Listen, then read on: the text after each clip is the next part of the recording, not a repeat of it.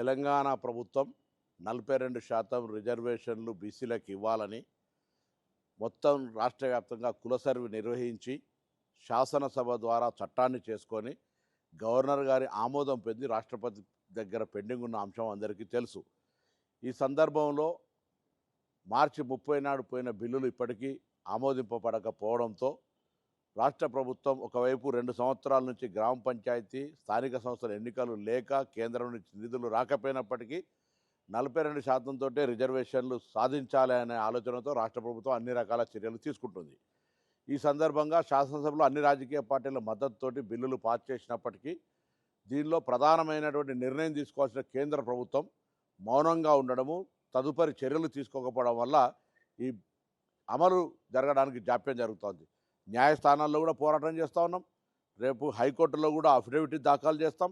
అన్ని రకాల పోరాటం జరిగే సందర్భంగా తెలంగాణలో ఉన్నటువంటి బలహీన వర్గాల నాయకత్వం అంతా కూడా జేఎన్టీ యాక్షన్ కమిటీగా ఏర్పడి అటు మాదిగ దండోరా, మాలా మహానాడు, అన్ని బీసీ సంఘాలు, పెద్ద పెద్ద బీసీ నాయకులంతా కూడా ఐక్య సమితికి ఏర్పడి ఈరోజు బంద్ పిలిపిస్తూ ఉన్నారు. వారికి అభినందనలు. ప్రజలు కూడా అందరూ సహకరిస్తూ ఉన్నారు. తెలంగాణ రాష్ట్ర వ్యాప్తంగా బంద్ శాంతియుతంగా జరుగుతూ ఉంది. రవాణా శాఖ పక్షాన అన్ని రాజకీయ పార్టీల విజ్ఞప్తి మేరకు బస్సులు కూడా అన్ని కూడా బంద్ చేసుకోవడం జరిగింది. ప్రజలకు కొద్దిగా అసౌకర్యమైనప్పటికీ కూడా బంద్ ప్రభుత్వాలపై ప్రభావం పడడానికి, ముఖ్యంగా ఎక్కడైతే కేంద్రంలో పెండింగులు ఉందో ఈ రాష్ట్రం నుంచి ప్రాతినిధ్యం వహిస్తున్న కిషన్ రెడ్డి గారు కానీ, బండి సంజయ్ గారు కానీ, భారతీయ జనతా పార్టీ ఎంపీలంతా తెలంగాణ బలహీన వర్గాల, తెలంగాణ ప్రజల ఆకాంక్షను కేంద్రానికి చెప్పే ప్రయత్నం చేయండి.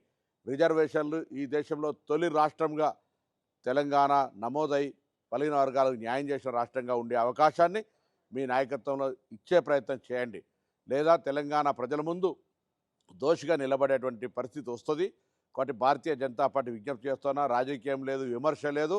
ఈరోజు బాధ్యత మీది, కేంద్రంలో ఉన్న బాధ్యత మీది. రాష్ట్ర వ్యాప్తంగా మా బాధ్యతలన్నీ నిర్వహించినాం. మళ్ళీ ఏ చట్టమైనా ఏ న్యాయస్థానంలోనైనా మా వాదన వినిపించడానికి సిద్ధంగా ఉన్నాం.